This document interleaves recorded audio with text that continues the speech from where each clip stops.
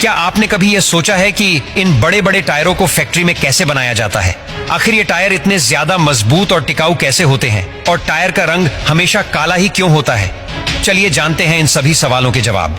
Tyre को मजबूत और टिकाऊ बनाने के लिए रबर के सीट के ऊपर पॉलिस्टर फाइबर की एक परत को चढ़ाया जाता है और उसके ऊपर ताग धागे को भी चढ़ाया जाता है और फिर उन्हें बेलन में डालकर कंप्रेस कर लिया जाता है। अब टायर गैस साइड वाले पार्ट को बनाया जाएगा जो टायर का सबसे मजबूत हिस्सा होता है। इसके लिए रबर शीट के बीच स्टील वायर को डाला जाता है और इसका गोल छल्ला तैयार कर लिया जाता है।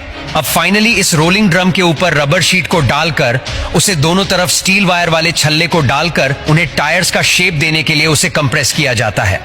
तो अब टायर का अंदर वाला पार्ट तैयार हो चुका है। अब इसके बाहर वाले पार्ट जिसमें फ्रिक्शन के लिए कोठियां बनी होती है उसे तैयार किया जाता है, जिसमें उसके लिए रबर शीट को ड्रम की मदद से गोल कर लिया जाता है और इसके ऊपर एक और मोटी शीट को चढ़ाया जाता है। इसको पहले से तैयार इनर पार्ट के ऊपर मशीन की मदद से असेंबल कर लेते हैं। अब इन दोनों को हीट के जरिए कुछ ऐसे जोड़ लिया जाता है। अब फाइनली टायर तैयार हो चुकी है, लेकिन अब इसमें कोठियां या इसके बारे डिजाइन के लिए एक मॉडलिंग मशीन में डालकर इसे कंप्रेस कर लिया जाता है। फिर मशीन से निकलने के बाद एकदम झकास टायर तैयार हो जाती है। सभी टायर का कलर आखिर काला क्यों होता है? पहले के दिनों में रबर टायर का आविष्कार हुआ था, तब केवल सिंथेटिक रबर और नेचुरल रबर के मिक्सचर से ही टायर तैयार किया जाता था। इसी कारण पहले टायर सफेद रंग के होते थे और ये बिल्कुल भी मजबूत नहीं होते थे। इसलिए साइंटिस्ट ने दिमाग लगाकर कार्बन ब्लैक नामक पदार्थ को रबर के साथ मिक्स कर दिया, जिसके बाद ये टायर एकदम मजबूत हो गए और कार्बन ब्लैक मिक्स करने के बाद रबर का कलर काला हो जाता है।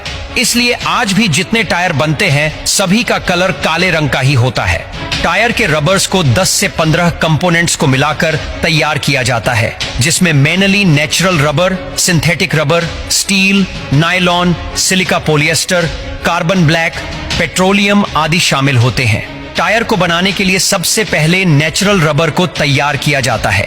रबर को बनाने के लिए मुख्य रूप से हेविया नामक पेड़ के दूध का इस्तेमाल किया जाता है।